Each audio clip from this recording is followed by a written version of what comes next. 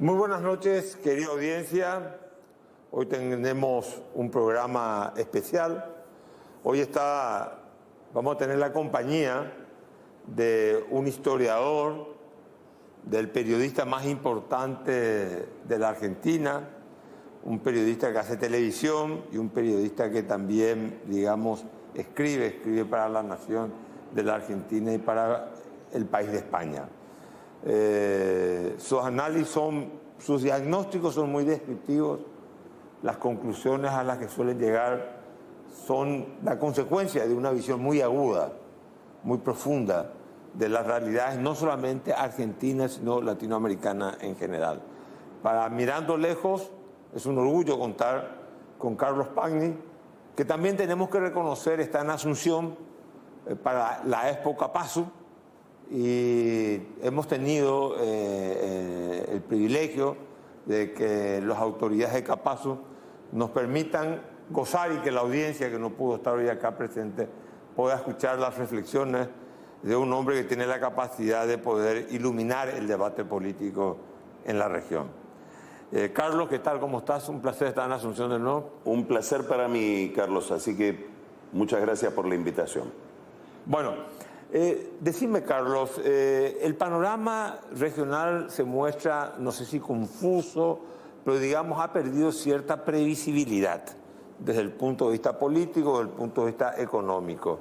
En la década pasada había una disputa entre la década del 90, fue una década marcada por el neoliberalismo, después del año 2000, digamos, viene una suerte de populismo, y hoy estamos en una situación en donde van emergiendo liderazgos que no los podemos, calificar como el prototipo de la figura. No sé, Boric en Chile no es el prototipo de la figura del hombre de izquierda, Milei en la Argentina no es el prototipo de la derecha populista. ¿Qué está pasando? Están emergiendo nuevos líderes. El mismo Petro en Colombia responde más a una izquierda más marcada una política muy tradicional. ¿Cómo estás viendo el panorama regional? Bueno, yo creo que para entender lo que está pasando en América Latina, sobre todo en determinados países de América Latina, no toda la región es homogénea, pasa algo muy parecido a lo que pasa en muchas sociedades europeas o en Estados Unidos, que para entenderlo tenemos que mirar más la demanda que la oferta. Es decir, tenemos que mirar más lo que le pasa a la sociedad y a los electorados que lo que hacen los políticos que se mueven en la superficie. Entre otras cosas, por el movimiento de esos políticos depende o responde a las demandas que ellos detectan en la gente. Entonces, en casi todos los casos, lo que vemos es un fenómeno de mucha disconformidad con el sistema, que se manifiesta de distintas maneras. Tiene manifestaciones electorales y tiene manifestaciones físicas. En Chile tuvimos todo un proceso muy convulsivo, extrañísimo para los chilenos, que terminó de manera bastante traumática, porque para parar eso tuvieron que entregar la Constitución. Y hay un proceso constitucional abierto, con un péndulo también de preferencias, etc. Es decir, en un país muy estable, que era una especie de... Siempre fue también en el siglo XIX Chile un país referente para todos los que buscaban estabilidad. Ahí hay un problema. Y la emergencia de un líder nuevo como es Boric, del que vamos a hablar después. En Colombia pasó lo mismo. En Colombia hubo mucho malestar social hasta en la escena callejera, y un cambio de signo muy marcado con un candidato de izquierda al que los colombianos están muy poco acostumbrados, que obtuvo en las elecciones anteriores, no cuando llega a la presidencia, ya 8 millones de votos, que es Gustavo Petro. En la Argentina estamos también ante un descontento muy grande de la sociedad, que se manifiesta en la abstención electoral.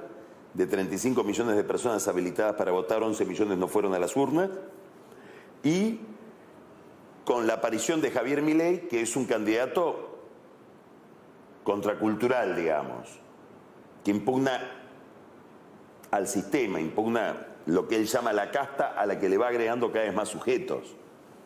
Antes eran los políticos, pero ahora son políticos, empresarios, sindicalistas, periodistas, movimientos sociales. Entonces, vemos que hay un gran desencanto que se proyecta sobre la política en términos de impugnación electoral, la aparición de nuevas fuerzas y la fragmentación del sistema, que hace que la democracia empiece a tener ruidos de gobernabilidad. ¿Por qué? Porque para obtener leyes hace falta armar mayorías homogéneas. Y hoy es muy difícil eso en los congresos latinoamericanos. Los presidentes que llegan al poder llegan con una capacidad electoral limitada. Muchos de ellos en la primera vuelta sacan muy pocos votos, 20, 25. Creo que Lasso en Ecuador sacó 14% de los votos. A Castillo le pasó lo mismo en Perú. En esa primera vuelta arman sus bloques en el Congreso y después para gobernar, esos presidentes que llegaron al poder con la bandera de cambiar el sistema político, impugnando al régimen anterior, tienen que pactar con aquellos a los que iban a reemplazar para poder obtener medidas de gobierno y explicarle a los propios que las reformas que habían propuesto van a tener que esperar. Y esto es lo que le pasó a Boric, centralmente lo que le podría pasar a Milei si llega a la presidencia de la Argentina. Decime una cosa, ahí te escuché decir varias veces y en varios programas tuyos y te leo, hay un gran descontento de la gente. Hablabas en varias ocasiones también, te escuché, una década de bonanza, lo citabas a Sanguinetti, una década en donde se está reduciendo el tamaño de la economía, hay un gran descontento de la gente desde el punto de vista del bienestar material. La gente, decías vos, los argentinos antes viajaban una vez al año a Miami, ahora nos tenemos que acostumbrar a no viajar más. En el Paraguay, que hay una suerte de crecimiento económico, la gente ambiciona a viajar a Miami, es digamos en sentido inverso, y no puede viajar. Entonces hay una suerte de descontento originado en el estándar de vida que se está deteriorando o al cual algunos países no podemos alcanzar todavía. Esto pone en tela de juicio la democracia, digamos, entendida estrictamente en su sentido formal, de procedimientos, de elecciones, de división de poderes. ¿Hasta dónde puede llegar este descontento? ¿Puede provocar una suerte de colapsos de la democracia o solamente es una cosa provisoria, transitoria? No sabemos cómo es el futuro, digamos. Lo inquietante y lo lindo de la historia es que el futuro está abierto. Sabemos qué cosas podemos hacer nosotros, pero no sabemos cómo va a ser el futuro.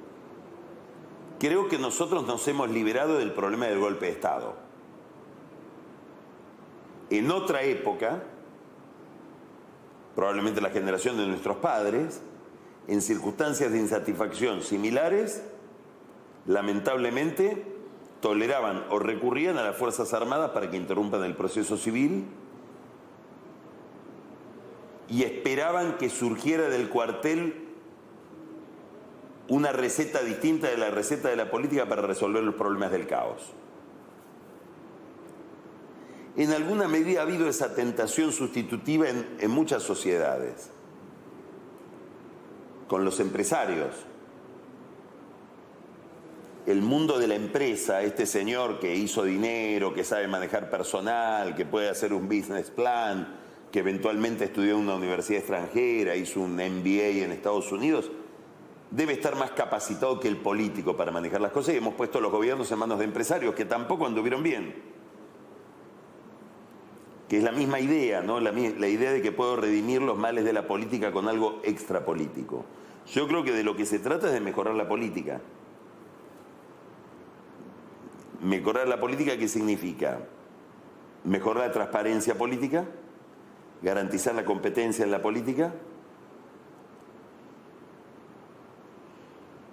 reconstruir en la medida de lo posible, seguramente no van a ser los partidos de los años 30 o 40, pero darle institucionalidad a la política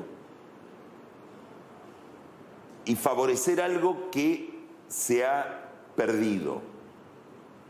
Y se ha perdido por polarizaciones infantiles, muchas veces muy estimuladas por los medios, que es la comunicación dentro de la clase política. El diálogo, la posibilidad de acuerdo,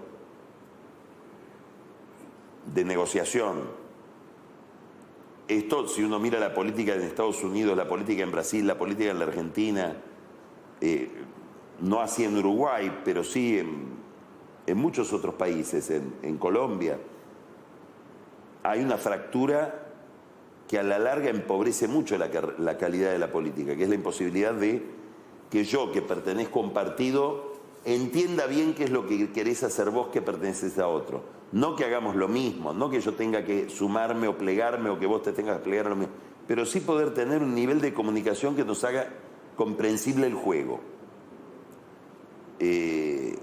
Hoy eso está muy bloqueado en muchas sociedades y entorpece mucho, bloquea. Yo no sé si a la larga gran parte de las dificultades económicas que tenemos no se deben no solamente a un ciclo económico externo que no es tan favorable como antes, sino a la incapacidad del sistema político, la lógica de la política de producir determinados resultados, por estos bloqueos que provienen de enfrentamientos, de polarizaciones y emblocamientos, donde el otro es todo el mal y yo soy todo el bien, que se traducen en la prensa. Basta mirar la televisión de Estados Unidos, cuando mirás televisión de Estados Unidos a partir de las 7 de la tarde son dos mundos. No es que son dos opiniones distintas sobre el mismo tema, son dos agendas distintas. Y eso está pasando en muchas democracias. Y la democracia supone el diálogo, supone que la verdad no está sino que está entre, no la tiene alguien, sino que es el producto de una deliberación, de un diálogo, de un cambio de ideas. Todo eso que forma parte de la cultura democrática se ha ido perdiendo o está amenazado. Decime una cosa, en este momento en donde vemos que hay esa crisis de la democracia a nivel no solamente continental, sino mundial, está citando Estados Unidos, Europa, siempre hemos recordado cuando nos reunimos a charlar la crisis de los años 30, la crisis del Estado liberal. Y ahí había modelos alternativos. Uno era el marxismo, Stalin, el comunismo, y el otro era el fascismo o el movimiento nacional socialista de Hitler y de Mussolini. Había modelos alternativos. En esa disputa pierde el Estado liberal y gana el totalitarismo. Al inicio de la década del 90, un libro que provocó, digamos, despertó mucho entusiasmo en algunos sectores, el libro de Fukuyama, al final de la historia del último hombre, el libro fallido desde el punto de vista histórico. Él anunciaba que la democracia iba a tener una vigencia planetaria, que en el mundo de las ideas el único Estado legitimado para poder gobernar las sociedades sería el Estado liberal más el mercado. Pero hoy, sin embargo, y te escuché decir también esto a vos, tenemos el modelo chino, un modelo autocrático pero con capitalismo, un modelo de partido único. Y por otro lado, también te escuché decir que el eje del mundo está pasando por Asia-Pacífico, el crecimiento económico que está influenciando de manera determinante en nuestros ordenamientos internos. Hay una disputa, va a haber una disputa, proyectada una disputa en un futuro inmediato, ideológica, en un momento en donde la lucha política está bastante sin ideología. ¿Vos prevés que puede existir de nuevo una suerte de combate ideológico entre apostemos al modelo chino, que fue el exitoso en el COVID, o apostemos a un modelo de la democracia liberal que para muchos fracasó o fue mal manejado, gestionó mal? Por ejemplo, la crisis de la pandemia o este descontento que hoy en día se ve surgir en todas las democracias. ¿Te parece que esa discusión puede prosperar o no? A ver, hoy hay una discusión que no sé si es ideológica, en el sentido clásico de la palabra, porque en la anterior confrontación, cuando era Estados Unidos y Unión Soviética, estamos hablando de textos distintos, doctrinas distintas. Hoy lo que hay es una confrontación, o tiende a haber una confrontación de valores, eso no me cabe duda. Digamos, China ejerce un papel muy determinante en la política internacional y trata de ejercer un liderazgo que va más allá de su propio peso, y lo estamos viendo, por ejemplo, ahora, en estas semanas. Hubo hace 2 semanas una reunión en Johannesburgo del grupo BRICS, donde China, que lidera ese grupo, donde también está Rusia, promueve y consigue la invitación a países como Irán o como Arabia Saudita, donde uno empieza a ver entonces qué intenta hacer China, un club anti-G7, aparentemente solamente comercial, donde se estimule el uso de monedas locales y se desdolariza el comercio internacional. Pero uno mira la lista y es una colección de dictaduras, muchas de ellas, de dictaduras horribles, donde los derechos humanos, etcétera, están. Entonces, pareciera que más allá de que Estados Unidos, obviamente, en la disputa de poder levanta determinados valores, hay una confrontación de valores. No sé si ideológica, pero de valores. Distinta de la Guerra Fría por una razón elemental, que es que China está muy integrada económicamente al resto del mundo, cosa que Rusia no estaba. Digamos, si hoy quisiéramos cortar desde Occidente la relación con China, muchas empresas americanas tendrían problemas enormes, que tienen grandes inversiones ahí. Digamos, hay un entramado que es difícil de romper. Pero hay una tensión, sin duda, y creo que en esa tensión la cuestión de los valores no es una cuestión menor. De hecho, los que están en la posición que vos describías, de decir, bueno, la democracia no funciona, miremos hacia capitalismos autoritarios como el chino, ese discurso está encarnado en países como los nuestros por fuerzas antiliberales que tienen un conflicto enorme con la democracia constitucional. Digamos, no es que las bondades o las virtudes del sistema chino se expanden por su propia lógica, se expanden porque hay otras fuerzas políticas que dicen nos vemos ahí porque no nos gusta la democracia representativa, pluralista, el mercado, etc. Entonces sí, hay una confrontación, yo no sé si ideológica, pero de valores. En esta disputa de valores han emergido líderes populistas muy fuertes, ¿verdad? Trump. También se lo escucha a Milei tener, digamos, una suerte de discurso antimigratorio. En la Argentina, un país de inmigrantes, donde vienen, aparte de que la población en general vienen de los barcos, como, digamos, hay paraguayos, hay bolivianos, hay peruanos. El populismo generalmente se caracteriza por ser incluyente y ahora estamos viendo un populismo excluyente. ¿A qué se debe ese fenómeno de estas figuras, de estas nuevas figuras? ¿Lo que quieren captar un fragmento solamente del electorado? Yo creo que el populismo anterior, digamos, si tenemos que confrontar, por ejemplo, estas figuras, los Kirchner y Chávez, bueno, les tocó ejercer el poder en una época espectacularmente dorada desde el punto de vista del crecimiento. Entonces sí, era un populismo que incluía, era un populismo que, es cierto, sacrificaba el futuro económico en el altar del presente en muchas políticas irresponsables, que terminaron en la Argentina con niveles de inflación insoportables. Pero les tocó una etapa, esta etapa de bonanza que mencionabas vos, donde era imposible incluir, era posible incluir. Hoy no. Hoy son líderes populistas en procesos de ajuste. Entonces, la palanca sobre la que se basan es la palanca tienen que explicar la restricción. te tiene que explicar por qué ganas menos que ayer, te tiene que explicar por qué tu puesto de trabajo está amenazado, te tiene que explicar por qué podés consumir menos que ayer.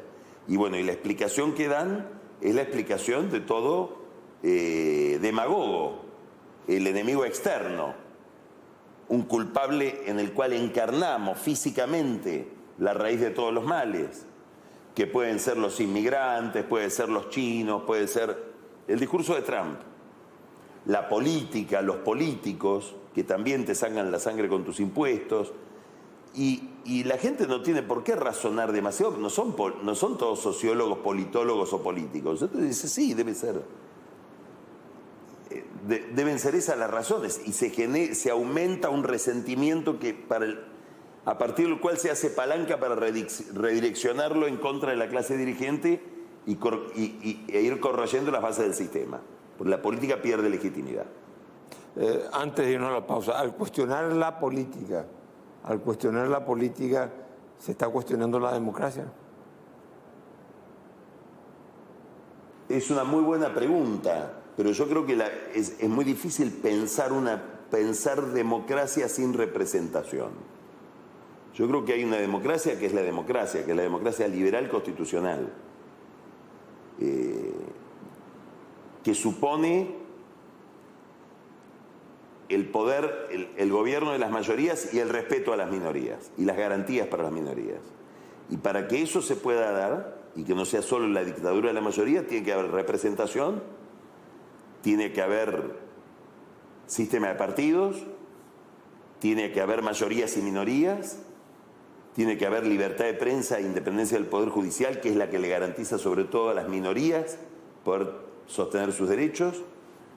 Entonces, sí, yo creo que el cuestionamiento a la política, a los partidos, a la dirigencia política, no es que no se puede cuestionar a la política, el atribuir que los males vienen de ahí y que el sistema es el que está pervertido, porque obviamente hay que cuestionar a los políticos, parte del sistema es el cuestionamiento. Yo creo que hay un componente antidemocrático en eso. Entendida la democracia no solo como la dictadura de una mayoría que se impone en las urnas, yo recuerdo bien lo que decía Bolsonaro, las minorías se van a tener que arrodillar delante de nosotros. Eso para mí no es democracia. Entonces, para que haya democracia tiene que haber la custodia de los intereses de la minoría y por lo tanto, para que haya eso tiene que haber sistema de partidos, tiene que haber política. Sí. Después de la pausa, volvemos con Carlos Pagni.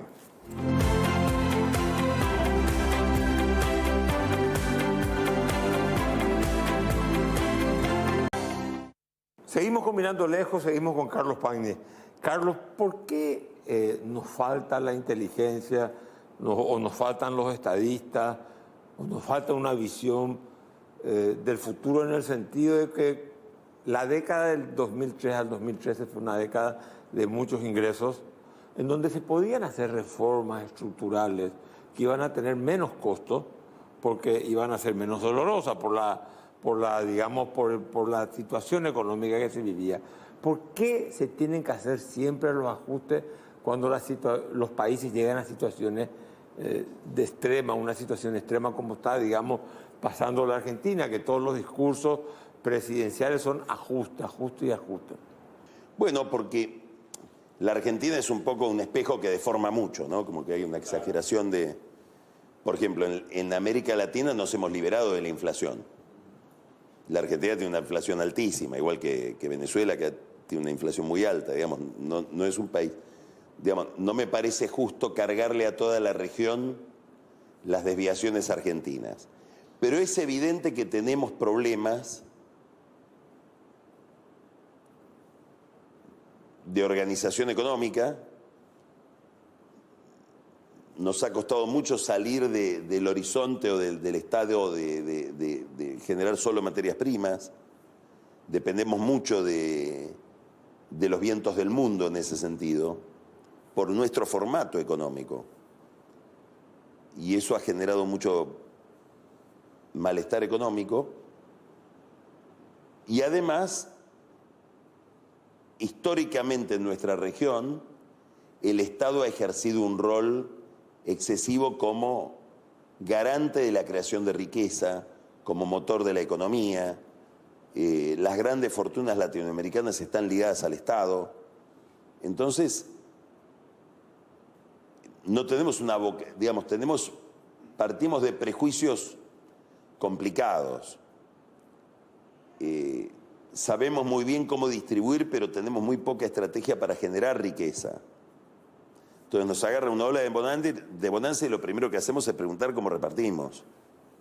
No cómo estabilizamos, cómo generamos que esa ola se convierta en una oportunidad de largo plazo. Y a la larga, el futuro es de la educación, el futuro es de la capacitación de la gente, el futuro es de la inteligencia, de la creación de institucionalidad. No hablo de la institucionalidad del Estado solamente, hablo de la institucionalidad económica, de la institucionalidad de la empresa, la modernización de las instituciones educativas. Digamos, ese es el futuro. Y nosotros un poco estamos atados a que el futuro es el precio de las commodities y la tasa de interés de Estados Unidos, sobre las cuales, sobre ninguna de las dos tenemos capacidad de intervención. Entonces, me parece que hay un problema de fondo un poco cultural también, de agenda política. Decime, cuando era yo constituyente en el año 92, cuando redactamos la Constitución acá, hicimos una Constitución con el poder muy distribuido. Hicimos una suerte de presidencialismo atenuado, por temor a volver al autoritarismo. Salíamos de 30 y tantos años de autoritarismo, entonces el constituyente tenía la mirada puesta en el pasado inmediato y decía, tenemos que tomar todas las medidas que puedan, digamos, escamotear la posibilidad de que alguien se constituya en un dictador o que acumule mucho poder. Hoy, sin embargo, vemos que las democracias no son capaces de generar una estructura de poder que sea capaz de efectuar las reformas que nuestros países necesitan. O sea, los liderazgos son fugaces, las mayorías se diluyen, la fragmentación política está en la agenda diaria. ¿Cómo se puede resolver este problema? ¿Es un problema de la ingeniería institucional? ¿Es un problema de la voluntad política o es un problema cultural? No, yo creo que hay un problema de que hay liderazgos que entusiasman poco, entonces es difícil formar mayorías electorales, y creo que puede haber algún problema de organización electoral, de sistemas electorales, que a lo mejor se pueden pensar sistemas electorales que induzcan a la formación de mayorías. Se pueden pensar también mecanismos que obliguen a la política a cooperar. En la Argentina, por ejemplo, la Constitución del 94 dejó pendientes, estableció una cantidad de reformas, pero dejó pendiente la reglamentación de esas reformas para el Congreso. Por ejemplo, el Consejo de la Magistratura, la integración de la Corte, con mayorías especiales. Es decir, que los constituyentes, no hace tanto tiempo, en el 94, suponían que iba a haber una clase política cooperativa y que se iba a poder lograr una mayoría de distintos partidos, entre partidos que compiten entre sí. Hoy todo el sistema institucional argentino está bloqueado. Casi no podés nombrar un juez porque no lográs armar la mayoría. ¿Por qué? Porque hay un nivel de confrontación, de falta muy alimentada, de una confrontación irracional muy alimentada por la corrupción. La corrupción introduce un problema que es que moraliza la discusión política. Entonces, si hay mucha corrupción, es muy fácil usar la corrupción como arma arrojadiza. Y una vez que vos decís que no te podés sentar conmigo porque soy corrupto, no te podés sentar nunca más. No sé si me explico. Sí, claro. Quebraste el vínculo. Y eso pasa mucho en democracias muy minadas por la corrupción, donde la corrupción ha sido el gran argumento de debate político, más que lo ideológico, una discusión moralizante. O sea, a ver si te entiendo. La corrupción, más allá de la dimensión moral, perjudica en términos utilitarios a la funcionalidad de la democracia. Claro, sí, digamos, yo creo que el sistema democrático supone un mínimo de decencia. Si no empezás a tener problemas derivados que tienen que ver con lógicas propias del sistema y con la tentación política que yo te decía recién. A ver, si yo descubro que el gobierno está en un negociado y que No, por responsabilidad. Tengo la obligación de denunciarlo. Ahora, una vez que moralizo el debate, terminamos en tribunales. A la larga, los seguidores del acusado van a mirar que el juez que juzga al acusado es un juez partidario. Lo van a agredir. Esto pasa. Lo agrediste una vez, 2 veces, 3 veces, al tipo al final se pone la camiseta. Toma partido.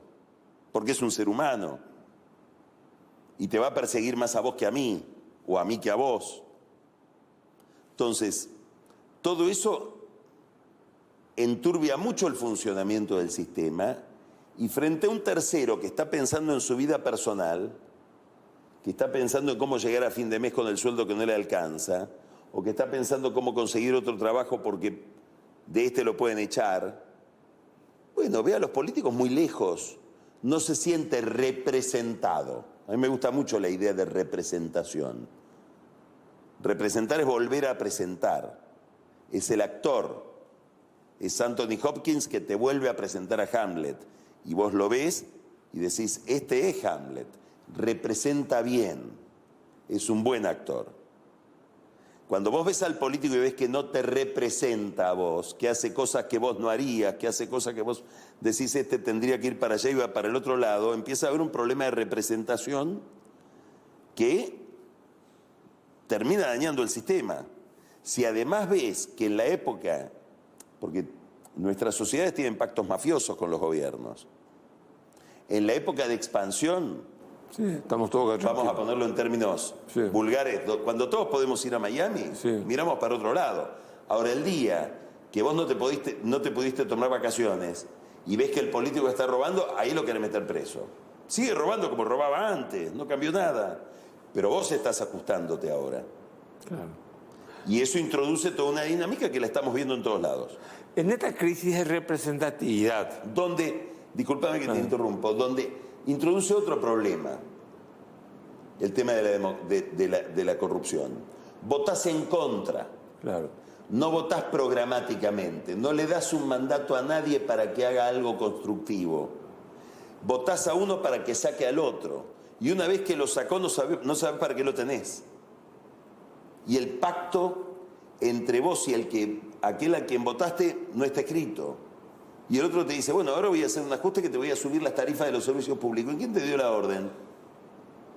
Bueno, en realidad no lo hablamos esto. No, vos me hablaste de que querías sacar a fulano. Todo esto nunca lo hablamos. Entonces, para esto no tenés mi autorización como votante. Claro. ¿Te das cuenta que empieza a perder legitimidad todo? Claro. Empieza a perder el sentido. Claro. La corrupción entonces tiene, digamos, afecta a la funcionalidad de la democracia, somete a la representación política a una crisis profunda. Sí. El mandante... Que no se ve de un día para el otro. Claro. Es cuando vos tuviste 15 años de corrupción y empezó a funcionar toda esta degradación de la lógica del juego. O sea, esa degradación también de la relación mandante-mandatario, es lo que estás señalando. Tiene otros problemas, Carlos. Digamos, ¿por qué es tan difícil la transición a la democracia en Venezuela? Y porque si entrego el poder voy preso. Si estoy acusado en Estados Unidos de ser narcotraficante, no lo entrego más. Fíjate, porque una cosa es que yo tenga el poder y que lo que se juega en una elección es el poder y el cargo, que da muchísimo placer, que es espectacular, da honores. Ahora, otra cosa es que si pierdo el poder, pierdo una fortuna. Le tengo que explicar a mi familia que ya no podemos seguir viviendo como vivíamos. Entonces me aferro con uñas y dientes. Y ahí ya empiezo a tocar el sistema electoral. Y ahí busco a ver qué juez pongo. Claro. Y controlo el aparato que dirige las elecciones y la justicia electoral. Y termino poniendo una corte. Esto es Venezuela. En otros países ha pasado muy parecido. Claro. ¿Por qué? Y porque yo no me quiero ir preso, porque no me estoy jugando un cargo público, me estoy jugando mi libertad en la elección. Y en este contexto de crisis, donde vemos, digamos, el que es electo o los parlamentarios electos a los 6 meses pierden la credibilidad. Sí. Se desnudan los casos de corrupción, el financiamiento político. La gente se desencanta. Pero muy rápido. ¿Cómo juega, o sea, la sociedad en redes o las redes sociales? ¿Aceleran el tiempo político, desaceleran, le restan legitimidad? La famosa posverdad, lo que se inventan las redes confunde. ¿Qué incidencia tienen hoy las redes en el Yo creo que como político? todos no son ni buenas ni malas, depende de cómo las usás. No es que hay algo que es entitativamente malo. Ahora, las redes tienen dos condiciones, o dos o tres condiciones muy, muy impactantes desde el punto de vista político. Una de ellas es que permite conectividad, crea comunidad,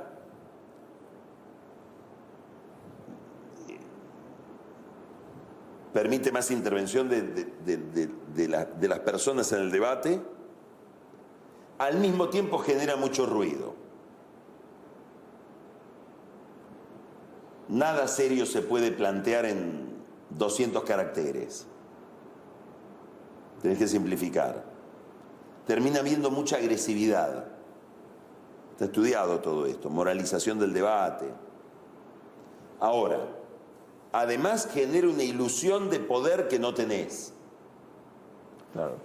Emití un tuit y creo que lo vio todo el planeta. Mirá, te siguen 20. Y creo que producen niveles de ansiedad que le ponen a la política en ese mundo un nivel de perentoriedad que la política no está en condiciones de satisfacer, de urgencia, de inmediatez. Quiero esto ya. No, mirá, no es ya. Lo tiene que discutir el gabinete. Primero tengo que ver, pasarlo por legal y técnica, después lo tiene que discutir el gabinete, después lo tiene que tratar las comisiones del Congreso, que no se reúnen todos los días. Y para esto que vos estás pidiendo, va a ser algo muy moderado lo que vamos a hacer, porque tenemos que negociar las mayorías, y va a estar el año que viene, con suerte. Y yo lo quería ahora, ayer. Corto, porque tenemos que ir a la pausa. En esta impronta de las redes, ¿terminan las redes influyendo en la calidad de la representación política? O sea, ¿las redes hacen que los políticos sean de menor calidad, degrada la política, o es una herramienta que permite una mejor selección de líderes y de representación política? No sé si las redes en sí mismas tienen la capacidad de mover esa variable. Lo que sí sabemos es que están más sometidos a control. Dentro de una comunidad que es la que participa ahí. No todo el mundo. El que está en Twitter, bueno, ahora es X, tiene la sensación de que todo el mundo está mirando eso y tiene un grado de artificialidad también. Okay. Ahora, cuando un político se ve en el trending topic y ve que es tendencia ese día, por algo que hizo, y tiene una percepción muy directa del juicio de la gente. No solo el político, ha cambiado las reglas del periodismo. Yo antes escribí una nota y el que me quería objetar tenía que dar una carta de lectores, escribirla, mandarla por correo, que en el diario llegaron 300 cartas de lectores, que le toque justo a esa que se publique. Ahora, sobre lo que yo escribo hay mucho ruido. Digo yo, un yo imaginario, sobre lo que escribe el periodista.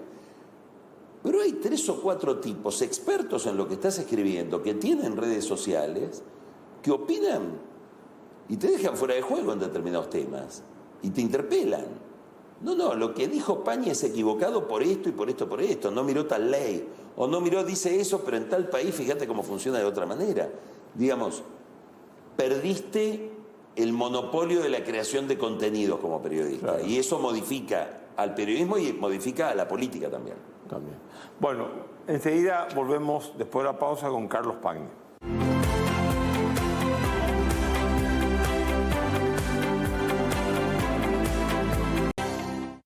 Bueno, seguimos con el periodista Carlos Pañi, periodista, analista, historiador y autor también de un gran libro, El Nudo. donde da una explicación sociológica de la política contemporánea argentina y urbanística también, ¿por qué no? Carlos, el resentimiento siempre jugó un rol a la hora de seleccionar líderes políticos. Hitler es un producto del resentimiento, Mussolini es un producto del resentimiento. Cuando las clases medias se vuelven paupérrimas, obviamente se genera un gran resentimiento. Yendo a tu país, Milei es producto de un resentimiento social. Bueno, yo creo que sí, que él lo dice expresamente, digamos, él se propone como aquel que viene a vengar a la sociedad de los males de los políticos, de las lacras de los políticos, del daño que ha hecho la política. En la Argentina hay, como muy pocos países, un proceso muy doloroso de empobrecimiento de los sectores medios, que vos señalabas recién. Entonces, cuando vos hablás con la gente que hace encuestas cualitativas, con el método del focus group, bueno, te cuentan que la gente está tan angustiada que le empezás a preguntar y lloran. Llora el señor que salió con su hijo a dar una vuelta, a pasear, y le pidió entrar al cine y no lo puede llevar al cine porque no le alcanza la plata porque si lo llevara al cine se le desbarata el presupuesto de toda la semana. O llora la señora que le tuvo que decir a su hija que universidad privada ya no, que va a tener que ir a la pública, cambiar de amigos, cambiar de compañeros de estudio, etcétera, porque no se la pueden pagar. O el padre de familia que le tiene que decir a su familia que la cobertura médica ya no va a ser el plan que te ofrece todo, sino uno que te pone en una situación más vulnerable. Es decir, en todos nuestros países hay excluidos, que son masas enormes de gente que no tiene acceso a los beneficios del sistema, pobres, indigentes, etc. En la Argentina, además de excluidos, gran parte de los excluidos son expulsados. Es gente que estuvo en la fiesta y fue sacada de la fiesta. Entonces vamos a la tilinguería de nuevo, a la frivolidad del viaje a Miami. Fuiste a Miami, conociste Miami, ahora sabés que no vas a poder ir más. Pero crees que tu derecho es ir a Miami, que te corresponde por tu condición social, por tu educación, porque te criaste en una casa donde se vivía mejor que lo que vivís ahora. Entonces, eso genera un malestar, un resentimiento especial, que no es el de la resignación del pobre, que es pobre, hijo de pobre, nieto de pobre. Es alguien que cayó. Entonces, Maquiavelo escribe una carta al Consejo de Florencia donde les dice cómo hacer para captar la voluntad y el consenso de un territorio que estaban ellos conquistando. ¿Cómo hago para...? Dos cosas, dice, hay que tener en cuenta. Uno, halagar a la plebe. Dos, hacerle notar a la plebe cuán duro es uno con aquellos a los que la plebe atribuye su sufrimiento. ¿Quiénes te hicieron sufrir? Los políticos. Vas a ver cómo los trato a los políticos, cómo los hago a sufrir a los políticos. ¿Quién te hace sufrir? ¿Quién te quitó el trabajo? ¿Te cambiaron? A vos que vivías muy bien en California, que viene un mexicano y te sacó el trabajo, a vos que sos un americano, vas a ver lo que hago con los mexicanos.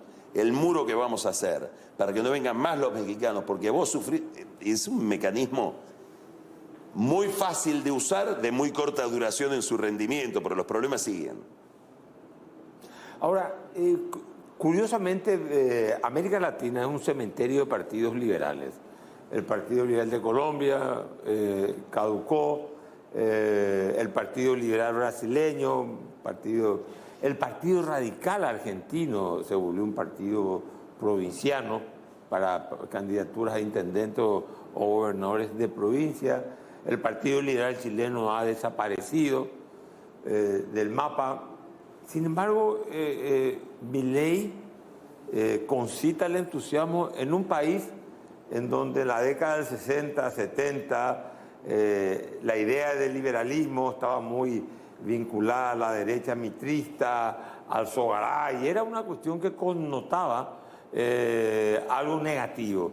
Hoy, sin embargo, va un señor que es un poco con un estilo energúmeno y entonces dice, yo soy de ideas libertarias más que liberales, pero digamos, está ganando haciendo una apología del mercado. ¿La gente entiende eso? ¿Qué pasó? ¿Hay un cambio de paradigma o es solamente el resentimiento el que le mueve a la gente? Porque creo que será, si no estoy equivocado, después de muchos años, un líder político que gana con ideas libertarias, claramente, que no habla de la justicia social, que no habla... No, habla de la justicia social y dice que es un delito.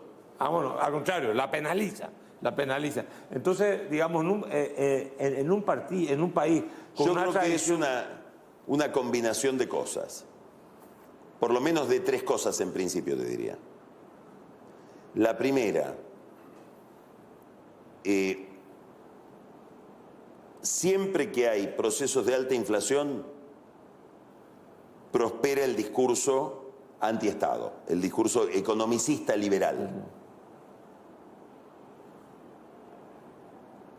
¿Por qué? Porque el Estado es el que está gastando de más y por eso hay inflación, y el Estado es el que te cobra más impuestos y por eso hay inflación. Una dimensión. Pasó al final del menemismo, con Alzugaray, que vos lo mencionabas recién, también, y entre los jóvenes, en la Argentina. Dos, surgió una economía muy liberal, en un sentido casi práctico, que es la economía del cuentapropista. El chico que hace el delivery, el que trabaja en una plataforma de transporte, no quiero decir el nombre, pero todos sabemos que hay 2 o 3 plataformas donde vos llamás y ya no son taxis. El repartidor, el que trabaja en negro programando en computadoras para empresas que venden esos servicios en el exterior. Y ese encuentra una forma de vida que le permite sostenerse,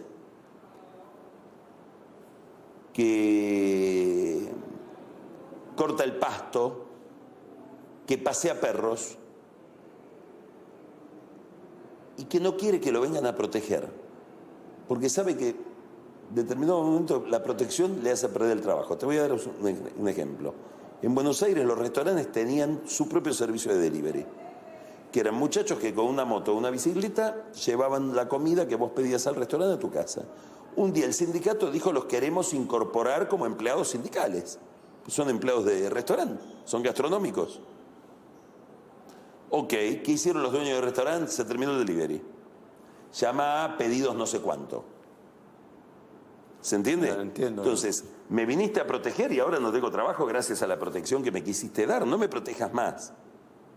Entonces, hay un problema en la Argentina de que no solo hay que reconstruir el mercado, hay que reconstruir también el Estado, porque el Estado ya te promete cosas. El otro día había una discusión entre la candidata de Milei en la provincia de Buenos Aires y una cantante muy conocida de la Argentina, una estrella, Lali Espósito. Y Lali Espósito, desde una posición más, si querés, de izquierda o kirchnerista, decía, vienen por nuestros derechos, van a afectar nuestros derechos. Y Píparo le dice, ¿de qué derechos me hablas? Si los derechos esos están escritos, pero la gente ya no tiene esos derechos que dicen. ¿Qué derecho a la vivienda? ¿Derecho al trabajo? Si trabajan cada vez peor. ¿Derecho al transporte? Fíjate cómo viajan. ¿Derecho a la salud? Te vas a un hospital público, te dan el turno dentro de 3 meses, salvo que pases por un político que te consigue una cama. Entonces, también hay una especie de colapso del Estado que vuelve irreal el discurso estatista y te hace valorar, déjame que yo me arreglo solo. Y después hay un tercer factor que es un malentendido. A la gente vos le decís, ¿usted quiere bajar el gasto público? Por supuesto que sí. ¿Tiene que haber menos déficit fiscal? Obviamente. ¿Quiere que le suba la tarifa de la electricidad y le baje el subsidio? No. Entonces, ¿cómo hago? ¿Qué opina de los políticos? Todos corruptos. ¿Quién debería administrar el sistema financiero? El Estado. Pero me acaba de decir que los políticos son todos corruptos. Si también no sabemos qué profundidad tiene el discurso liberal hoy en la gente. ¿Se entiende? Sí, entiendo. Si es solo una manifestación de bronca o es un cambio o es una reorganización social. Sí.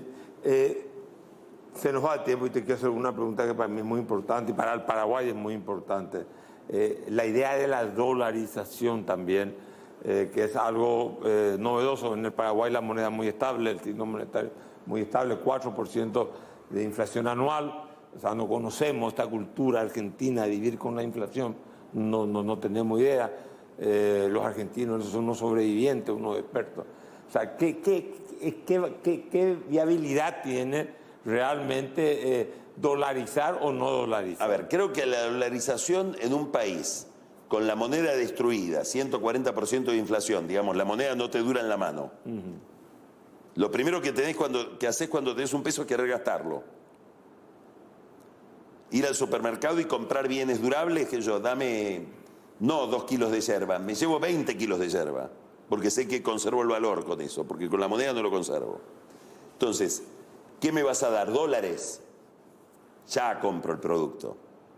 Es una bandera de campaña muy favorable, que funciona muy bien en un momento en que la gente se quiere desprender de los pesos e ir a los dólares. Se puede hacer, ahí hay todo un debate técnico, donde la pregunta básica es ¿cómo haces para dolarizar? Es decir, ¿cómo haces para que yo te dé mis pesos y vos me des dólares y no te des dólares? No, va a haber un shock de confianza que va a permitir que emitamos bonos. Los economistas tienen muchísimas dudas sobre esta propuesta.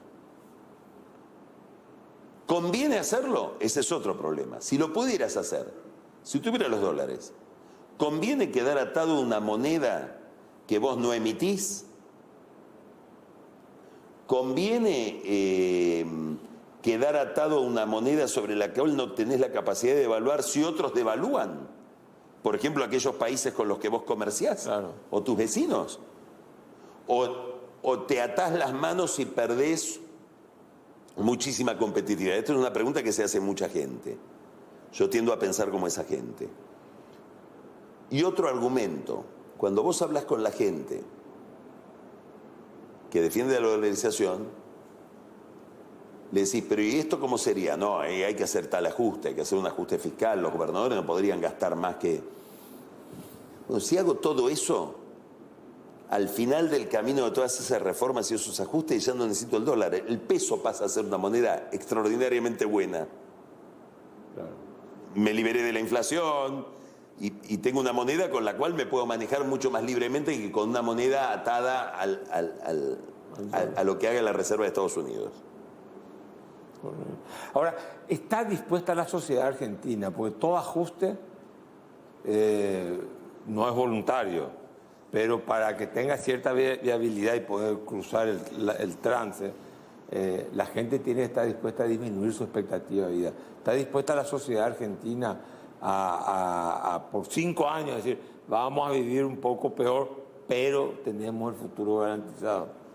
Yo creo que ninguna sociedad está dispuesta a ningún ajuste nunca, salvo que la política tenga un liderazgo tal que te haga sentir que vos hoy renunciás a algo para algo mucho mejor que vas a vivir después. Supongamos que vos tuvieras una empresa y yo te digo, para sobrevivir tenés que fusionarte con otro y perder parte de tu soberanía dentro de esa empresa. Bueno, si te convenzo que dentro de 3 años en esa fusión vos vas a tener el triple del capital que tenés hoy, lo haces. Pero te tengo que explicar muy bien ese tránsito desde el presente hasta el futuro. Entonces ahí el ajuste uno está dispuesto a soportarlo si el político, si la política tiene la capacidad de liderazgo para convocarte a un futuro mejor y te convence de que ese futuro va a estar. Entonces vos decís, bueno, me sacrifico, sí. Muy corto. De los candidatos argentinos, ¿esperanzan? ¿Instalan la esperanza? Es decir, sacrifiquémonos 5 años que después al final vamos a ver la luz del túnel o no. Con distintos niveles de convicción. Yo creo que el gobierno ha perdido muchísimo esa capacidad, por eso hay tanta voluntad de cambio, por eso tanta gente votó a Bullrich, a Larreta, a Milei, y daría la impresión de que Bullrich puede hacerlo, tiene un problema, ellos gobernaron, entonces, sí, ustedes estuvieron, pero nos salimos del problema. Y Milei es un comienzo absoluto que te dice todo lo que va a destruir. ¿La gente tiene mucha conciencia de qué va a construir Milei? Creo que no. Y que ahí es donde puede haber un problema de contrato. Correcto.